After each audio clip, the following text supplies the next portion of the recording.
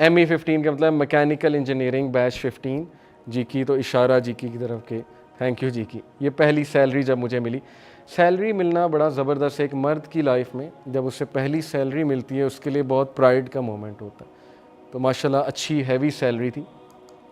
उसके बाद आई came back, मैंने कहा कि मैं रिलेट नहीं कर पा रहा। बहुत से लोग को यकीन नहीं आता। जब मैं वापस आया था ना, मुझे कई मेरे रिलेटिव्स ने कहा तुम्हें निकाला है, तुम खुद नहीं छोड़ के आए।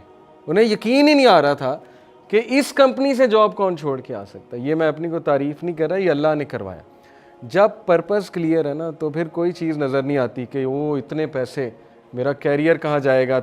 ये सारी चीज़ें, मैं पर्पस पे लेक्चर है ना, पर्पस जिसका क्लियर है वो फिर नुकसान और ये नफ़ा, ये सारी चीज़ें फिर वो अल्लाह के कुरान के लेंस से देखता है। वो फिर दुनियावी लेंस नहीं है कि मैं भूखा मर जाऊँगा, ये हो जाएगा।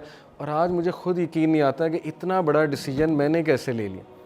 और नाउ 10 इयर्स हो गए मुझे जॉब छोड़े, मैं तो भूखा नहीं मरा अल्हम्दुलिल्लाह। मुझे तो अल्हम्दुलिल्लाह पैसे भी आ रहे हैं, सब कुछ है, घर भी चल रहा है अल्हम्दुलिल्लाह सुम्मा अल्हम्दुलिल्लाह। ये तवक्कल, मैं ये नहीं कह रहा जॉब्स छोड़ दें अपनी, मेरा ये मैसेज नहीं है ये पिक्चर दिखाने का। आप करें जॉब्स, हलाल रोज़ी कमाएं, बहुत अच्छी बात है। फील्ड इंजीनियर है, good, we need practising field engineers in all those companies, बहुत अच्छी बात है। We need doctors, we need nurses, we need teachers, हर जगह हमें चाहिए बंदे। मैं अपनी जर्नी ये बता रहा हूँ कि चूँकि मेरा पर्पस बहुत क्लियर था और मैं अल्लाह से ये दुआ की थी कि अल्लाह अगर ये मेरे लिए नहीं बेहतर तो मुझे यहाँ से निकाल ले। तो बस एक डिसीजन लिया, तकरीबन चंद माह जॉब करके। डिसीजन के बाद मैंने अब्बू अम्मी को बताया, अल्लाह ने आसानी पैदा की। उन्होंने कहा ठीक है, नो इशू, तुम आ जाओ। बहुत सी रीज़न्स थी, एक तो ये मैं अकेला बेटा भी था, मैंने वापस आना था पेरेंट्स की खिदमत करने के लिए। ये भी बड़ी आइकॉनिक पिक्चर है।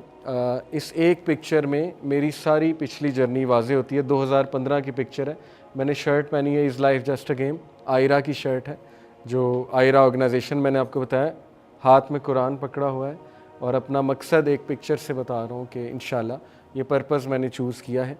अगेन अपनी मार्केटिंग नहीं कह रहा, सिर्फ आप लोगों को बता रहा हूँ कि if I can do it. और अगर मेरा पर्पस क्लियर था और अल्लाह ने मुझसे ये सारी चीज़ें कराई, एक पिक्चर्स के थ्रू मैंने आपको अपनी लाइफ रिविज़िट कराई, तो what proof do you want कि अल्लाह है। मतलब आपको क्या एविडेंस चाहिए कि अल्लाह एग्जिस्ट करता है। मैं आपको जो है अपनी एग्जांपल दे रहा हूँ कि अल्लाह की एग्जिस्टेंस आपको पता नहीं लग रही। जब आपका पर्पस क्लियर है और अल्लाह आपको कनेक्ट कर रहा है और आप हैरान होते हैं, मिरेकल्स देखें आपने लाइफ में। Okay, so this is 2015। और to sum it all up के व्हाट क्लिक्ड मी, मुझे किस चीज़ ने क्लिक किया था। हर एक की जर्नी है, मुझे क्या चीज़ क्लिक करती थी जब मैं यूनिवर्सिटी में था। ये 4 क्वेश्चंस मुझे क्लिक किए as a youngster, as a teenager.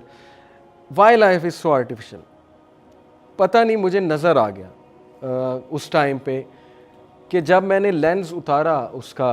हम लोग ना एस्केपिज़म में जाते हैं, हमें पता है ये सब आर्टिफिशियल है, ये दोस्तियाँ और ये बैठ के शीशे पीना इकट्ठे, सिगरेट पीना बैठ के इकट्ठे, ठीक है, ये सारी चीज़ें वी नो इसकी रियलिटी क्या है। मतलब ये मैं अपना पर्सपेक्टिव दे रहा हूँ। वी नो कि हमारी दोस्तियाँ कितनी खोखली हैं। वी नो कि लॉयल्टी एक बड़ी मुश्किल चीज़ है, किसी से लॉयल्टी लेना कि ये व्हाट्स द गारंटी ये मेरा बेस्ट फ्रेंड है, what's the guarantee of his और हर लॉयल्टी कि ये बंदा मेरे साथ लॉयल रहेगा। फिर दूसरों को प्लीज़ करने के लिए most of us we live by others standards. मैं भी उन्हीं में से था जो इसलिए नहीं फैशन करता था कि मैं क्या चाहता हूँ, बल्कि इसलिए कि लोग क्या चाहते हैं, मैं किस तरह इन होऊंगा इनमें। एक वो कूल ग्रुप जो है हम उसको देख लेते थे और फिर कहते थे अब इनमें इन होना है, इनमें इन कैसे हुआ जाएगा। ये सारा का सारा मकसद था, ये सारा का सारा पर्पस था, विच इज़ ओके। देखें, ये जब हम जाते हैं यूनिवर्सिटी में एक पीयर प्रेशर होता है, फिर हम अपने पीयर्स में घुसना चाहते हैं। ये कोई इतनी मायूब बात नहीं अगर कोई एंटर होने के लिए उन जैसा बनना चाहे, अगर वो अच्छे लोग हैं, इंटेलेक्चुअल लोग हैं। लेकिन मैं यहाँ बात कर रहा हूँ आर्टिफिशियल लाइफ की। तो पहली चीज़ मुझे क्लिक की कि ये सब आर्टिफिशियल है, हमारे एथिक्स आर्टिफिशियल हैं, all our ethics are artificial. हम उसके साथ अच्छे होते हैं जो हमारे साथ अच्छा है, उसके साथ अच्छे हैं जो हमें फ़ायदा दे सकता है, जो हमें फ़ायदा नहीं दे सकता हम उसको मुँह भी नहीं लगाते। इसी तरह होता है ना, एक बंदा है कॉलेज में लूज़र है, सारे उसका मजाक उड़ाते हैं, उससे कौन दोस्ती करेगा। इसका मतलब आर्टिफिशियल एथिक्स है। हमारे एथिक्स से डिफ़ाइन होते हैं कि कौन कूल है, कौन अच्छा है, उसके साथ दोस्तियाँ लगानी। ये सब मैं देख रहा था अपने इर्द गिर्द उस टाइम पे। फिर एम आई हैप्पी, ये बड़ा एक वैलिड क्वेश्चन है, एम आई रियली हैप्पी, क्या मैं हैप्पी हूँ, ये सब कुछ करके मुझे खुशी मिल रही है, सुकून मिल रहा है। तो ये मैं सोचता था, ये सवाल मैं सोचता था। Do I really want to live the way I am living, क्या मैं ऐसे ही ज़िंदगी गुजारना चाहता हूँ जैसे मैं गुजार रहा हूँ, इसी तरह आर्टिफिशियल चलेगा सब कुछ, इसी तरह लोगों को खुश करके ज़िंदगी गुजरेगी। व्हाट्स मिसिंग, वो मिसिंग इंग्रेडिएंट मैं ढूंढने की कोशिश करता था। Can I really gain the pleasure of people, क्या मैं वाकई लोगों का प्लेजर ले सकूँगा, क्या लोगों पे मैं इतना डिपेंडेंट हो जाऊँगा कि वो मेरी लाइफ को डायरेक्ट करेंगे, वगैरह वगैरह, ऑल दीज थिंग्स। दोस्तियों के लिए हम माँ बाप को भी धोखा दे देते थे, ये क्या है, आर्टिफिशियल पन है ना, और क्या है टीनेज में। इसका मतलब कि उनका प्लेजर हमारे लिए ज़्यादा इंपॉर्टेंट है। आज मुझे पता ही नहीं उन दोस्तों का, पता नहीं कहाँ है वो दोस्त जिनके लिए माँ बाप को धोखे दिए हुए ग्रेड 7, 8 ओ लेवल में, मुझे पता ही नहीं वो आज दोस्त कहाँ है, ना उन्हें पता है मैं कहाँ हूँ, कहाँ गए, कहाँ गई वो दोस्तियाँ, लेकिन माँ बाप अभी तक यहाँ हैं। ओके, ये सारी आर्टिफिशियल चीज़ें हैं, इसलिए ये चीज़ें मुझे बहुत क्लिक करती थी। ये भी अल्लाह का करम है कि क्लिक करती थी, बहुत से लोगों को क्लिक ही नहीं करती, वो उसी आर्टिफिशियल पन में जीना चाहते हैं। ठीक है, तो ये मेरी जर्नी है। ओके, ये मेरा पर्सपेक्टिव है, मैं आपसे अपना पर्सपेक्टिव शेयर कर रहा हूँ कि that's why I came here, मैं सोचता था। अब आते हैं कि पर्पस की क्या अहमियत है।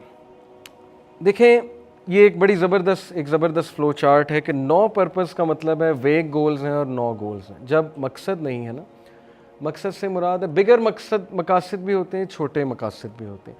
आपने एक जर्नी पे जाना है, उसका एक मकसद है। अपने फैमिली वालों के साथ मरी जाना है, उसका मकसद क्या है, रिक्रिएशन है, उसका मकसद क्या है, फैमिली बॉन्डिंग है। जब आपको एक क्लियर है तो अच्छी बात है। जब आप कहते हैं कि बस निकलो और चलें, तो फिर बीच में बहुत कुछ होता है, फिर जो है वो वेग गोल्स होते हैं, फिर 9 गोल्स भी होते हैं, फिर बड़ा प्रॉब्लम्स भी आते हैं बीच में। वेग प्लान्स और no plans, random daily actions हैं। एक बंदे का मकसद ही कोई नहीं, वो सुबह रैंडम डेली एक्शंस करेगा, मतलब जो उसका दिल किया वो कर लेगा, जो दिल नहीं करेगा वो नहीं करेगा, सीधी सी बात है। प्रोक्रेस्टिनेशन बहुत ज़्यादा है। प्रोक्रेस्टिनेशन का मतलब है कि बस बैठे रहना, लेज़ी होना, सोचते रहना, लेकिन करना कुछ ना, एक्शन कोई नहीं। और constantly busy with others agenda, ये है वो चीज़ जो मुझे क्लिक की कि क्या मैं अपने एजेंडा के मुताबिक लाइफ गुजार रहा हूँ या अदर्स के एजेंडा के मुताबिक लाइफ गुजार रहा हूँ। ये बहुत इंपॉर्टेंट बात है। अगर अदर्स के मुताबिक गुजार रहा हूँ तो इससे बेहतर ये नहीं कि अल्लाह के एजेंडे के मुताबिक गुजार लूँ। किसी के एजेंडा के मुताबिक तो गुजारनी है ना, या वो एजेंडा मेरा नफ्स है, या वो एजेंडा मेरे दोस्त हैं, या उनका एजेंडा है, या टीवी का एजेंडा है, या मूवीज़ का एजेंडा है, या अल्लाह का एजेंडा है। तो खैर, ये है 9 पर्पस। क्लियर पर्पस जब होता है तो क्लियर गोल्स होते हैं, क्लियर प्लान्स होते हैं और क्लियर डेली एक्शंस होते हैं। तो पर्पस को थोड़ा सा अंडरस्टैंड करते हैं कि पर्पस होता क्या है। अक्सर मैं एक मिसाल देता हूँ, मैंने आपको पहले भी दी। जहाज़ में हमें कोई बिठा दे और कहे जी चलो चढ़ो जी जहाज़ में, हमें पता ही नहीं हम कहाँ जा रहे हैं, और वो आपको ये भी कहे कि जी 10 घंटे की फ़्लाइट है और जो खाना है खाओ, मौज करो, लेकिन 10 घंटे बाद जहाज़ क्रैश हो जाएगा और दैट्स इट, ख़त्म। तो उस जहाज़ पे कौन बैठना चाहेगा कि 10 घंटे की फ़्लाइट है और हमें खाने पीने का भी कहा जा रहा है, चलो एंजॉय करेंगे, लेकिन उसके बाद क्रैश हो जाएगा, इज़ दैट इट, कोई मंजिल नहीं है। तो वो पायलट के हाँ कोई मंजिल नहीं। यही है एथिज़म का वर्ल्ड व्यू। आ जाओ हमारे जहाज़ पे चढ़ो, एंजॉय करो, कोई लॉज नहीं है, खाओ पियो ऐश करो, पार्टी करो, कोई हलाल व हराम नहीं है, कुछ नहीं है, जो तुम्हारा दिल करता है करो। उसके बाद क्रैश है, उसके बाद मर जाना है। मरने के बाद क्या हमें नहीं पता, उसके बाद हमें नहीं पता है। तो क्या मंजिल है, मंजिल कोई नहीं है। आ जाओ चढ़ो हमारे जहाज़ पे और let's solve world issues like poverty and unemployment and women issues and stuff. इस जहाज़ पे चढ़ के आओ, सॉल्व करते हैं। ये है नैरेटिव। और फिर ज़ाहिर है ये पिक्चर भी मैं अक्सर दिखाता हूँ कि अगर आपको कोई एक फैक्ट्री में छोड़ दे और क्या find out what you have to do, जाओ घूमो फिरो, देखो क्या करना है तुमने, और दूसरा सीईओ आपको कहे कि ये है तुम्हारी जॉब डिस्क्रिप्शन, ये करना है, ऑब्वियसली पहले वाला बहुत टाइम ज़ाया करेगा। शायद मिल जाए, शायद ना मिले, जैसे वेस्ट एक्सपेरिमेंटेशन में लगा हुआ है अभी तक। कम्युनिज़म, सोशलिज़म, कैपिटलिज़म, ठीक है ना, इज़म्स एंड स्किज़म्स की जंग अभी तक चल रही है।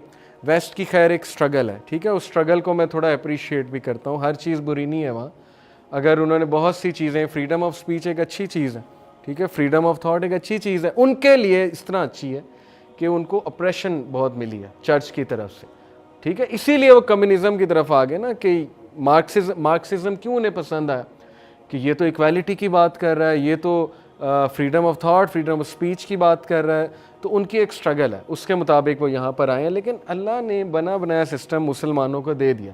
ट्रस्ट की बात है ना, मेरा एक बॉस मुझे कहे या तो मुझ में ट्रस्ट कर लो या फिर लगे रहो, रिसर्च करो, फार्मूला निकालो लाइफ का। अब वो फार्मूला निकाल रहे हैं, वो फार्मूले में जो टेस्ट और ट्रायल हो रहा है उसमें कितनी ज़िंदगियाँ बर्बाद होती हैं, हु केयर्स। फेमिनिज्म पता नहीं कितने लोगों की ज़िंदगियाँ बर्बाद करेगा, आई डोंट नो। क्या पता फ़ायदा दे, क्या पता बर्बाद करे। क्या कोई हतमी आपके पास डाटा है कि इस आइडियोलॉजी ने इतने लोगों का घर बर्बाद किया, इतने लोगों का घर संवारा? अगर तो किसी के पास है तो दे।